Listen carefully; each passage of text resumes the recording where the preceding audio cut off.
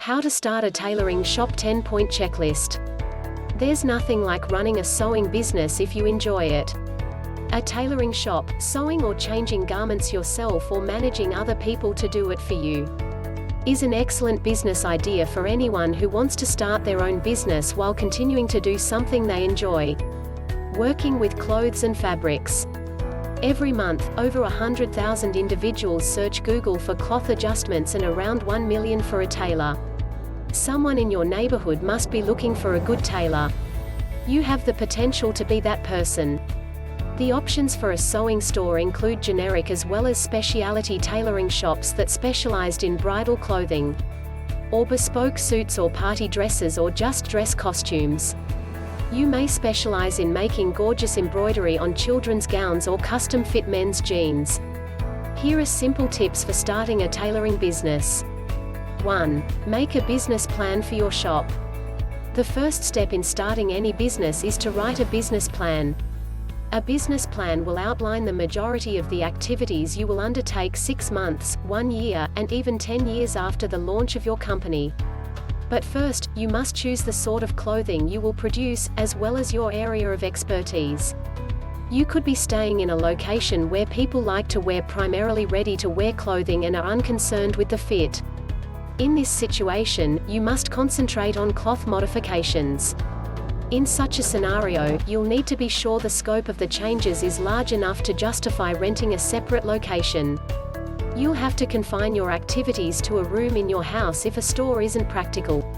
Create a comprehensive plausibility analysis to determine whether a store will be a profitable business by writing down the overhead expenditures you will have to pay in beginning this business. Rent, office supplies, tools and equipment, insurance, and maintenance costs like power, telephone, and accountant or other professional aid will all be included in the costs. Examine the prices charged by different tailoring, cloth modification shops in your area before deciding on your own. Calculate how much business you may expect to receive each month. Calculate the amount of money you can earn. When you compare this to the costs you'll be incurring, you'll be able to determine whether the business is viable. 2. Get the necessary training. This might be business or sewing instruction. Even if you've been sewing for a long time, you won't be aware of some of the insider secrets and techniques used by the pros.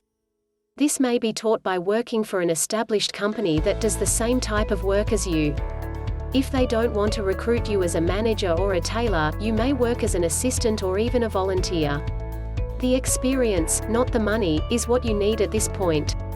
If you are unsure about your sewing skills, a good sewing school near you may provide you with the essential instruction. You may become an expert after only a few months of instruction. Even if you do not plan to sew in your firm, a business owner who understands the technical elements of sewing cannot go wrong in operating it properly. 3. Decide how much fund you need to get started and how to get it. Consider rent, staff wages, equipment, and other operating costs. Determine how you will obtain the funds. You may be able to obtain a bank loan tailored to women entrepreneurs. Cooperative credit organizations will provide you with a loan to help you start your own small business. If you have an asset, you can put it up as collateral if no other options are available. Asking relatives or friends for a loan is the greatest approach to support your business. If you can persuade them of your company's profitability, they may be willing to lend you money at a cheaper interest rate and with lesser risk. 4. Decide on the location of the business. One of the most important factors in a company's success is its location. The optimum location for a tailoring or garment alterations shop is in a residential neighborhood. If you're in a location with a lot of company offices, you could have a hard time getting clients. If you have a mall with a lot of female shoppers, this may be the greatest option. However, the rent may be costly and you may lose money. Starting this company in a tiny space in a residential complex may be the finest option. This business has the benefit of being able to be launched in a very small location. 5. Decide on a name. This is a really personal matter. It's like naming your child. Many people name their business after themselves. Ted Tailors, for example. Butterfly design tailors are another option if they're looking for anything they like. Find a catchy name and have your friends and family try it out. 6. Get the legalities right.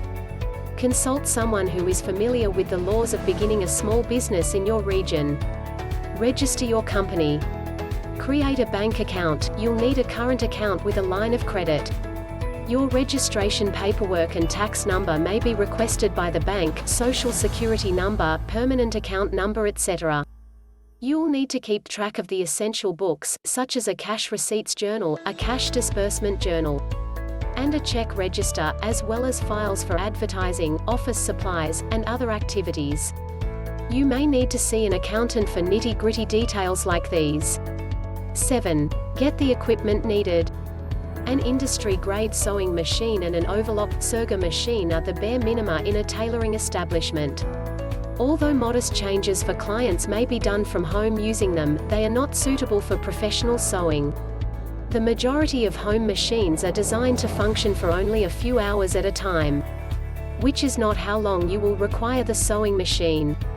A large table for cutting and storage shelves for fabrics, patterns, and other sewing supplies are required. Don't spend too much money on the shop's interior, but make sure that the customers that walk in will be comfortable with the arrangement. As a fitting room, a separate space, room with a closable door is required. For a professional store, this level of seclusion is a must. However, in a less professional setting when extra room is not available, this can be eliminated. A separate cubicle with detachable sidewalls and a curtain in place of a door is used by certain tailoring firms.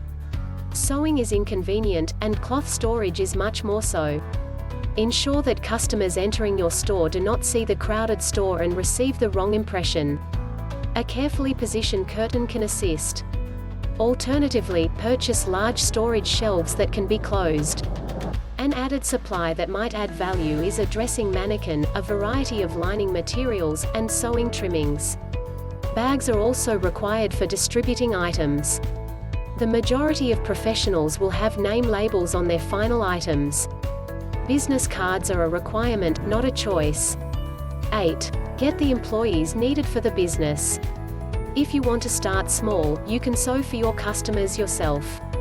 When you have additional work, you can hire staff on a part-time or full-time basis. Some tailors who work in other businesses could be interested in working part-time in your shop. There are also tailoring shops that employ women who work from their homes.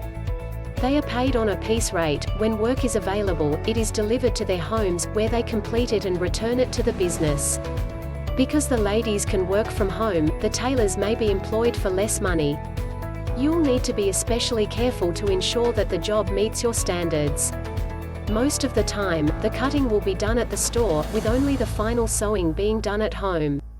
Only embroidered work and/or hand sewing components are occasionally handed out. However, you may have determined that you will hire permanent tailors and cutters and that you will manage rather than sew. To obtain the best tailors and cutters, you may have to pay them piece rates, which are usually on the pricier side. If you recruit new tailors with little expertise, you may need to provide them with further training to guarantee that they sew properly. Minor sewing tasks, like fastening hooks and hemming, are delegated to assistants who are hired for a lower wage. Conduct in-depth interviews accompanied by sewing tests. Examine the work for proper finishing and finest dressmaking practices. The most essential factor in this sector is the quality of the job. 9. Decide on a service policy for the shop. A few nasty responses from your employee to a valued customer can put your company out of business. It is critical to have a documented customer service policy handbook. This will guarantee that everyone in your company understands how to interact with consumers and how to respond to their occasionally obnoxious behavior. It's critical to instill the "customer is king" mindset in your staff from the start if you want your tailoring business to succeed. One of the most crucial aspects of a tailor shop is adherence to a precise delivery schedule. You should not accept the order or commit to the time if you are unable to alter clothing on time. A dissatisfied consumer might spread negative information about your company, resulting in fewer purchases. That does not, however, imply that they are free to take advantage of you.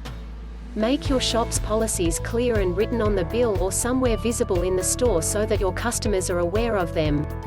Such as, no additional alterations after 2 days of taking the product from the shop. We will keep the product for 15 days from the date of completion and no more, and so on. 10. Marketing your tailoring business. The best marketing for a tailoring shop is word of mouth. You might not even need a marketing policy if your consumers are happy. They will promote you to their friends and family by spreading the positive word about you. When you first open your store, you'll need to let customers know that it's open and that services are available. The greatest promotion for local tailoring shops is printed brochures that may be placed in post boxes or included inside newspapers.